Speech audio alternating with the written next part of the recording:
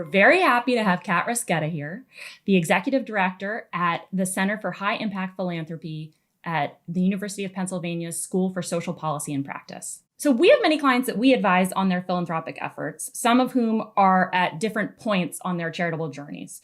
So some might not even know what high impact philanthropy is. So would you mind telling us a little bit about it and how it differs from traditional philanthropy? Sure. So, everybody has their own philanthropic path. The main thing to remember about high impact philanthropy is it's using your philanthropy, your charitable giving, intentionally to create social impact or public good. So one of the misperceptions, I guess, myths of high impact philanthropy is that you need to have a lot of money to practice it.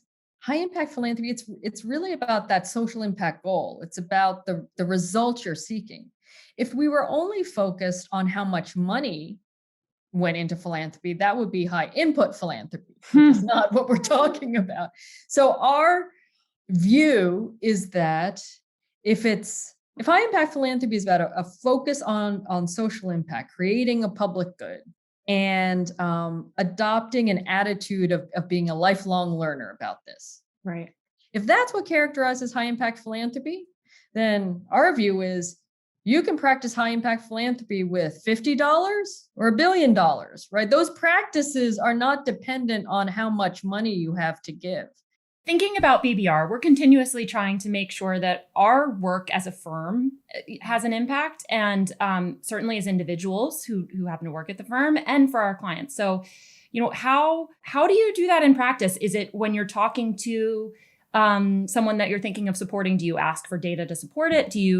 How do you make sure that you really think through philanthropy with an impactful lens? Mm-hmm. So, it's really hard to practice high impact philanthropy if you don't first have clarity around what's the social impact goal, understand what's the good in the world you're trying to create, and who's going to be helped. That is the starting point for everything. Once you're clear on that, then it's much easier to tap all the good information. You can be more focused in what information you're gathering, and you can ask smarter questions of the nonprofits who are approaching you. I would actually say before you even have those conversations with somebody, with a representative of a nonprofit, take advantage of the information they probably already have on their website. Right. Look at their profile on Candid. See who some of their other funders are, because some of those other funders may have already paid for program evaluations. So as much as possible, one of the principles of high impact philanthropy is always linking cost and impact. And nonprofits, you want those nonprofits to be focused on improving the lives of the people that they are set up to help. And it's not like they're incredibly well-resourced institutions, many of them. Right. So the more that you as a donor can be a student by taking advantage of all this free information before you start peppering the nonprofit with questions, right? Then you're saving their capacity for their clients. And you're taking advantage of all this, like I said, free information that is available. And it's available now to donors in a way it wasn't available even 20 years ago. Hopefully that's what our center can do for donors.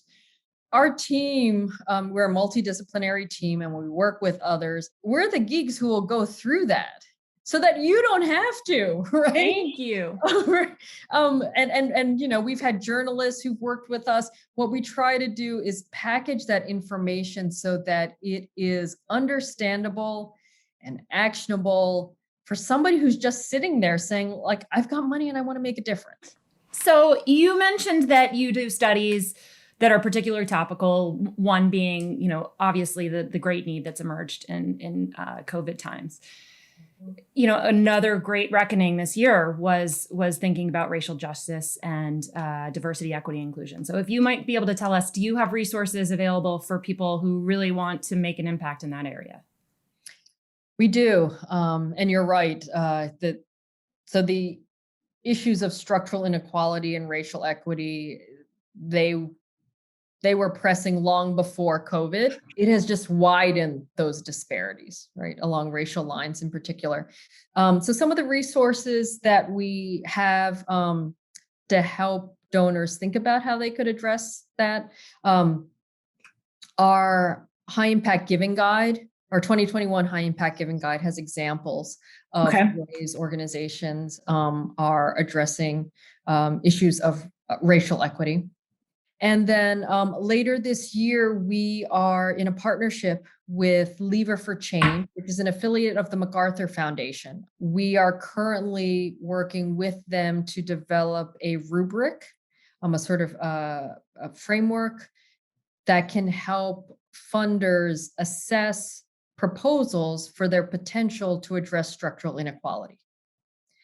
So free webinars, fascinating. And then hopefully by, before the end of this year, for sure, we will publish that and make that available for free from our website so that anybody can take advantage of it. It's fascinating.